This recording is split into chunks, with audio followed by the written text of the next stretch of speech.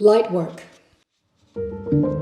It begins, as all feelings do, with a supposition. There is an unseen dimension to life. On a canvas she raised in the desert, through a lens pointing out to the sea, she works like a dancer, moving inside the light.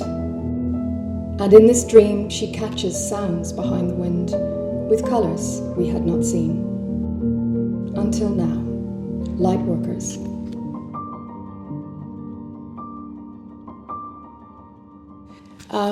To mark the end of lockdown, Lightworks is a sort of lyrical show that was conceived to bring us out into the light. It's a point of connection, which is something we've all been missing. We have been interacting mostly like this, in sort of digital colour, for the best part of a year. And in fact, that's how we all came together for this show.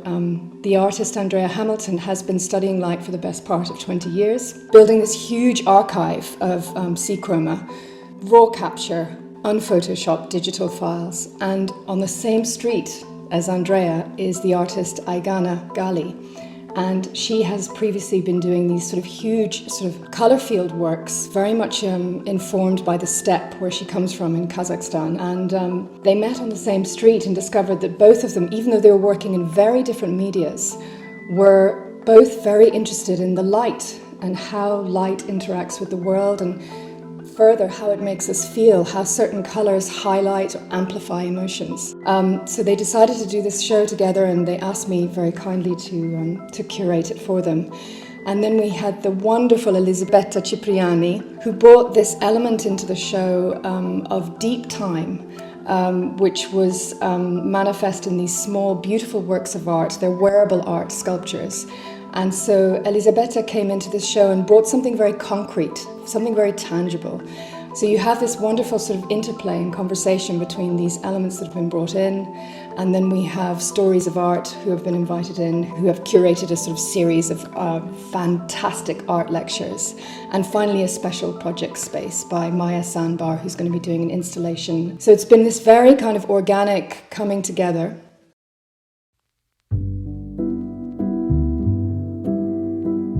So I grew up in Mexico City, and we spent the weekends going to the sea. One weekend I was swimming with my father and godfather, and I got caught in an undertow and basically was sucked down. And I remember just being very at peace and, you know, looking up to the light, and it was soft. And that's all I remember. And then afterwards I was resuscitated on the beach. But I think that first impression for me of this peaceful place stuck with me. And then as I grew a little bit older, swimming underneath the water and looking at the corals and the light, and just being really, really happy and actually really believing that I was sort of part mermaid. After that, my family bought a place in Florida, and we were always going to the same place. And for me, I think I wanted to start to try to express the feelings I had with my relationship to the sea through my photography, but it became more of a sort of request for language. I wanted to find a way to express what we all feel in some sort of universal language. So I started to document the sea color like you would in the 19th century, the temperature, the weather, and then I started to look for the words and the poetry, writing, songs, music that might correlate with that particular scene.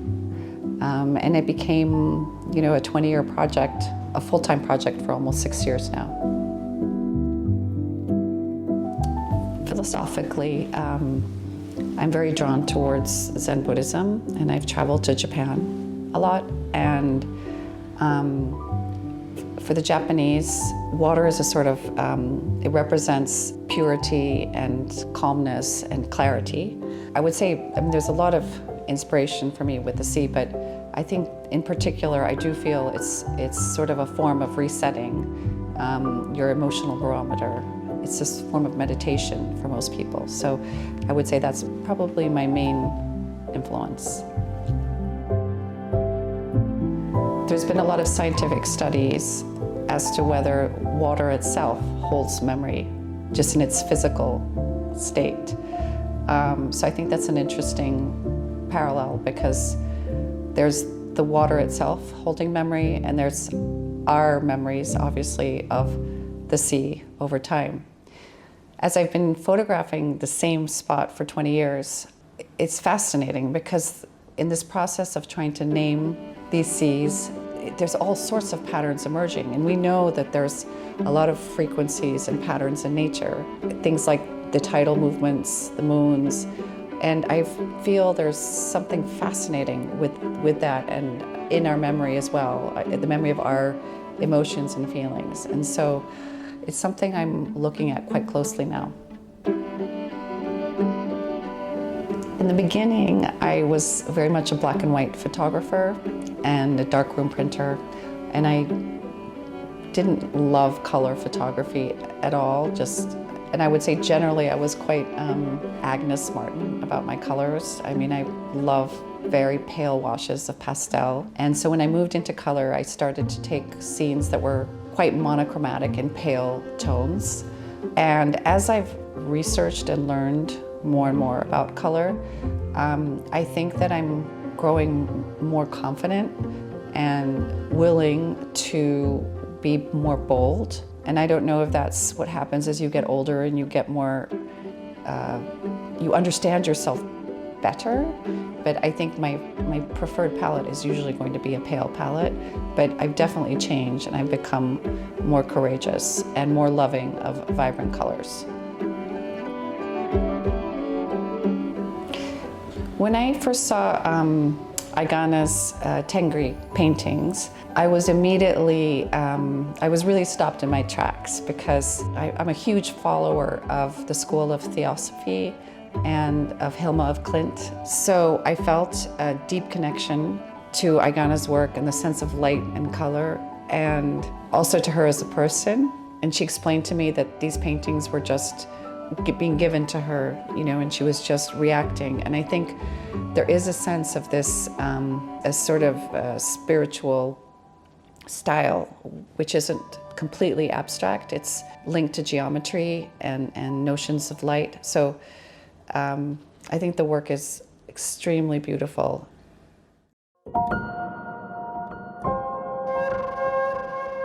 Steppe laid the groundwork for the new body of work called Tengri Lightworks, and I find it very symbolic, the fact that I've been working for 10 years daily on these large empty canvases where I practiced layering light and color. And after having this experience, I would say that I was ready to deliver a very precise message. They're completely different from everything what I've done before. They're very precise, almost mathematically. All my previous work were very spontaneous and emotional. And Tengri is something which is very clear, and I'm saying something very precise. I have to say that I'm coming from Kazakhstan. It's a land of steppes and mountains, of beautiful, vast, natural, empty spaces. So for someone who doesn't know what steppes are, they're half desert with a very low vegetation. And I've spent some time living in the steppe for a film project. And at this moment, I've realized that for me as a painter, it would be an amazing challenge to paint this enormous theater of light and color and reflect it on my canvases. So Tengri, for me it's difficult to call this a religion. Tengri is a very old Turkic Mongol philosophy, which is difficult to describe in words, but it's mostly about how everything comes from nothing and departs to nothing as well, and how we are all united in this world. We are only separated by the physical body. It was a beautiful moment when I moved into my new atelier, and it happened to be that across the road there is a studio of another artist, Andrea Hamilton, and when I saw her work and she saw mine, It was like a beautiful moment of recognition. We are coming from completely different cultures, completely different countries, and we were transfixed with the beauty of a natural world. Sea and the steppes, this open, barren lands, they're very similar in terms of energy. You're facing this infinite emptiness and a perfection of natural world. This beautiful sentence by Lao Tzu, "No one can pass the gateless gate, so be no one." In this sentence, for me, the gateless gate means the absolute truth, which we can only reach when we go inward. Throughout the exhibition, you will see many of my hand-painted coats. They're part of the manifestations art couture. And at one of the exhibitions last year, Elisabetta Cipriani saw one of the coats, and she, as all the visionaries do, she got inspired, and she said that we absolutely must create a jewelry piece out of this design. It's absolutely amazing how we can hide from the problems and kind of build a wall, but we always have a choice to act on whatever we see. So it's me saying that leap from the heart, stop thinking practically and act as a hero. This exhibition, the art curation came from Nico, and unfortunately Nico had some health issues and she stayed at home all this time but was holding our hands virtually. And Nico is a beautiful poet who kind of summarized the idea of the exhibition in the beautiful poetry which we will be able to read throughout the exhibition. And this exhibition is a 100% female group of artists united in one space. And we talk a lot about kind of inviting people back from the isolation to a new, safer world. It's almost like a first step in coming back to normality in a very feminine way.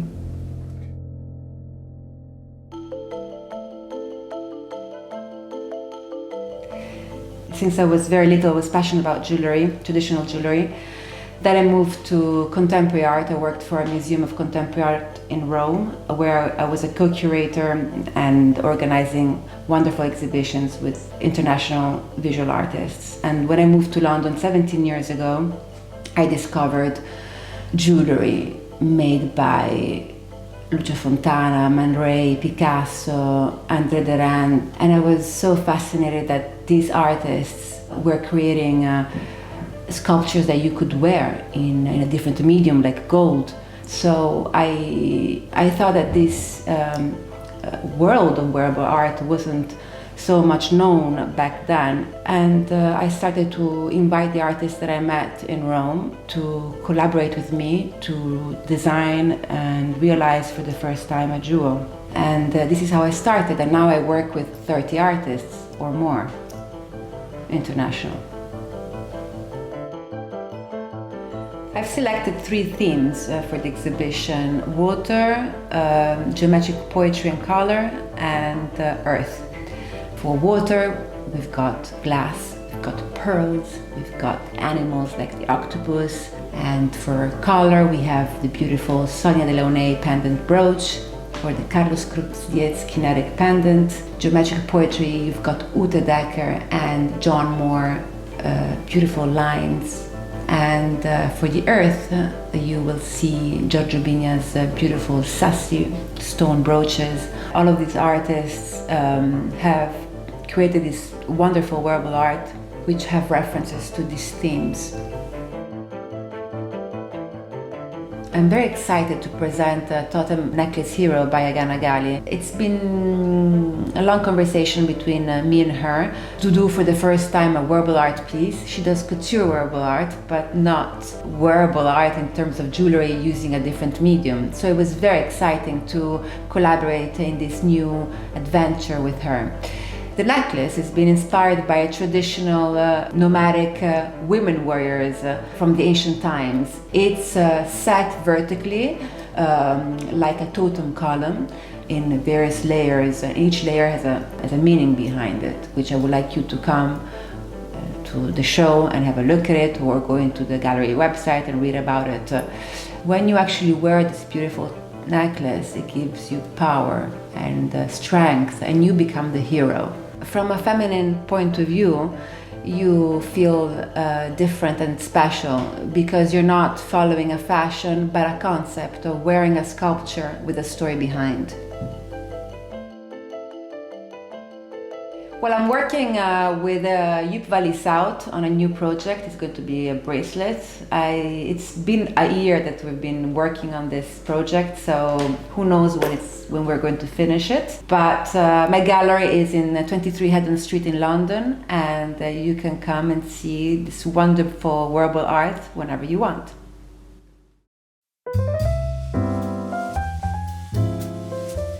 When COVID took off, we were forced to move online. It was part of my long-term strategy, but without any preparations, we had to give lectures on Zoom. Before COVID, it was London-focused company. A year ago, we slowly turned into international company. Now we have clients all over the world, as far as Bolivia and Mumbai. We even have someone in Shanghai. Lectures are very important to us, and to me personally, I'm interested in storytelling. I'm interested in stories that the audience will remember and will retell them later. But at the same time, the scholastic side of it is important to me personally. I'm looking for scholars, I'm looking for professional art historians. For example, Dr. Jacqueline Cockburn, she taught at Westminster School for 20 years. So she's used to speaking to teenagers, to draw something out of them. And she's a bit of a drama actress, and I love that about her. Ed Lisson, he's a young, very dynamic guy, and the way he speaks, he always brings current issues. He could compare Goga to current Me Too issues. So lecturers are very important for stories of art. Aigana, she's originally from Kazakhstan, as I am myself as well. So when I met Aigana, I was quite fascinated by her art, by her way of looking at the world, at art, and quite often we discuss Tengri, because in Kazakhstan he is a god of sky. We quite often have deep metaphysical questions on various subjects, so I love to see her grow, I love to see her develop and express of herself in so many different ways. Live and online. Live, of course, it's very important to me and to stories of art, because not only there is an academic side to it, there is also a social aspect. So half an hour before lecture we have breakfast, or we have cocktail and drinks, and I do introduce people to each other, because people join my course for a year from September to June, so they slowly become friends, and we discussed various different subjects. So I managed to recreate this virtual coffee. So for 15 minutes before lectures begin on Zoom, we have a gallery view, and I ask question, what's happening in Mumbai? How's COVID in Bolivia? What is happening in Shanghai? So it's just kind of like interesting to see the view and opinion of people around the world. Just a little bit about what it's been like working remotely with such generous artists and thinkers. Anybody who knows me knows that I've been working with Andrea for an incredible long time on the colour project. She invited me in to help her research all the different dimensions of colour, colour theory, the monochromatic hues that she captured.